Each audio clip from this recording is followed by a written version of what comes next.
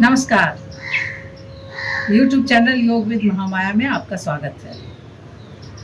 आज मैं आपको 2 प्राणायामों के कॉम्बिनेशन के बारे में बताने वाली हूँ, जो आपके विशुद्धि चक्र और आज्ञा चक्र पे काम करने वाला प्राणायाम है। लंग्स में ऑक्सीजन तो जाता ही है, ऑक्सीजन की आपूर्ति भी होती है, ये सब चीज़ होता है, लेकिन ये इसका फोकस ये विशुद्धि चक्र और आज्ञा चक्र पे होता है। अगर आपने अब तक मेरा चैनल सब्सक्राइब नहीं किया है तो प्लीज़ सब्सक्राइब कर लें और इसे बेल आइकॉन दबा दें, और अगर वीडियो पसंद आया तो लाइक और शेयर करें। लाइक अवश्य करें। तो जो प्राणायाम है उसका नाम है उज्जयी प्राणायाम और भ्रामरी प्राणायाम। जब आप भ्रामरी करते हैं तो सांसें लेते हैं और उसके बाद सांसें छोड़ते हुए एक गूंज पैदा करते हैं। कहाँ से ये गूंज पैदा होती है? ये आपके इस जगह से।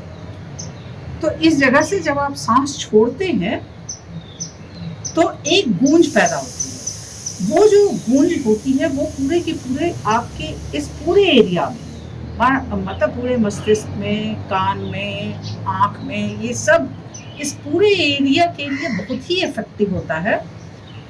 और वो जो एक वाइब्रेशन पैदा करता है, ये वाइब्रेशन आपके लिए बहुत ही ज़्यादा फायदेमंद होता है।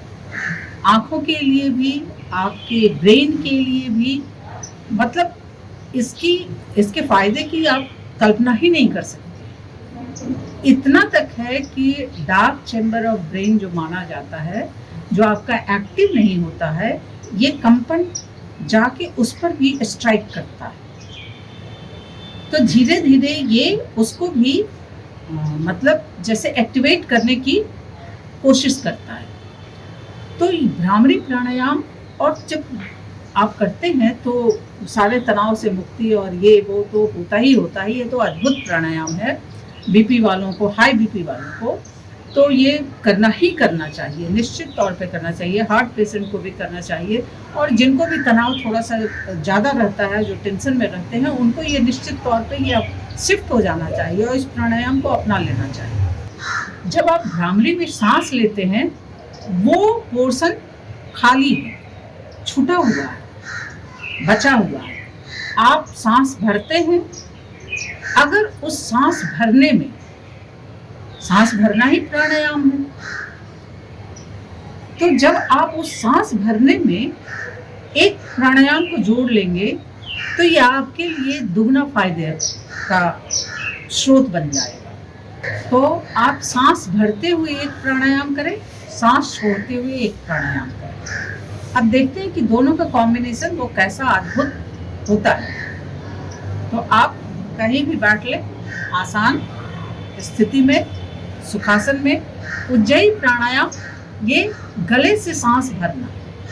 एक आवाज आती है, जब आप गले से सांस भरेंगे तो निश्चित तौर पे ये नाक से सांस लेने से भिन्न हो जाता है। तो जब आप गले से सांस लेते हैं तो एक आवाज आती है उज्जयी।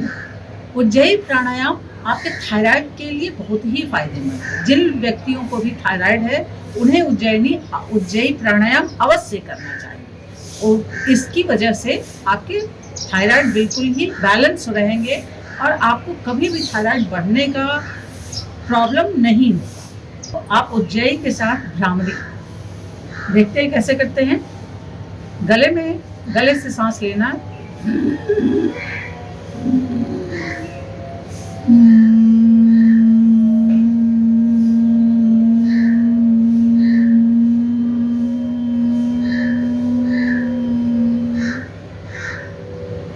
गले से सांस आपका सही ढंग से जा रहा है या नहीं जा रहा है, तो आप इसे कान बंद करके अगर करेंगे तो ये आपको समझ में आ जाएगा इसकी कि कहाँ से वो वाइब्रेशन हो रहा है।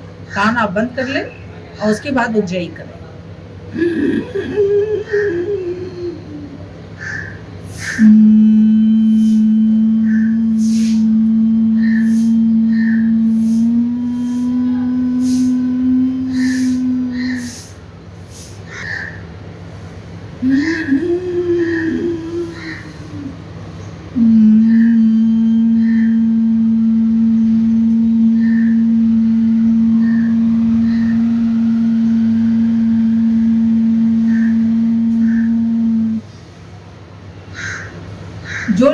भ्रामरी करते हैं वो उज्जयी के साथ भ्रामरी करें। मैं हमेशा उज्जयी के साथ ही भ्रामरी करती हूँ। ये देखिएगा, आपको भ्रामरी का मतलब अद्भुत, दोनों प्राणायाम साथ में हो जाएगा और अलग से समय उज्जयी को नहीं देना पड़ेगा उज्जयी प्राणायाम के लिए। ये दोनों कॉम्बिनेशन बहुत बहुत ही खूबसूरत कॉम्बिनेशन है, बहुत ही अच्छा कॉम्बिनेशन है। ये आपको विशुद्धि चक्र पे और आज्ञा चक्र पे, भ्रामरी आपके आज्ञा चक्र पे काम करता है और उज्जयी आपके विशुद्धि चक्र पे काम करता है। तो प्राणायाम जितने वो आपको एनर्जी सिस्टम पे काम करने के लिए होते हैं, वो ज़्यादा से ज़्यादा वो सूक्ष्म होते हैं, वो आपके शरीर में सूक्ष्मता में परिवर्तन लाते हैं, जिससे आपका स्थूल शरीर भी उससे प्रभावित होता है। तो उज्जयी के साथ भ्रामरी करें और इसके अनंत लाभ लें, भ्रामरी के लाभ को दुगना कर लें। और आपको इस पे भी ध्यान नहीं देना है कि आपको भ्रामरी के वक्त जैसे सांस लेते हुए कहते हैं कि जल्दी से सांस नहीं लेना चाहिए, धीमे से गहरी सांस भरे फिर भ्रामरी करें। तो आपका इससे भी ध्यान करने की कोई ज़रूरत नहीं। आपने उज्जयी किया और फिर उसके साथ भ्रामरी कर लिया, तो उज्जयी में अपने आप वो सांस लंबी आपकी गहरी हो जाएगी। एक बार फिर देख लेते हैं कैसे करते हैं।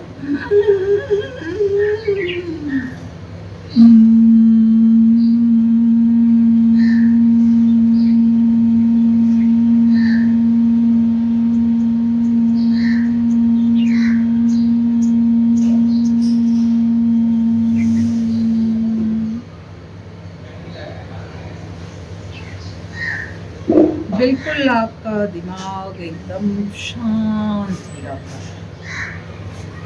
तो आगे से आप भ्रामरी अगर करते हो तो उज्जयी के साथ भ्रामरी करें, अगर नहीं करते हो तो भी इसे करके आजमा के देखें। ये अद्भुत प्राणायाम है। धन्यवाद।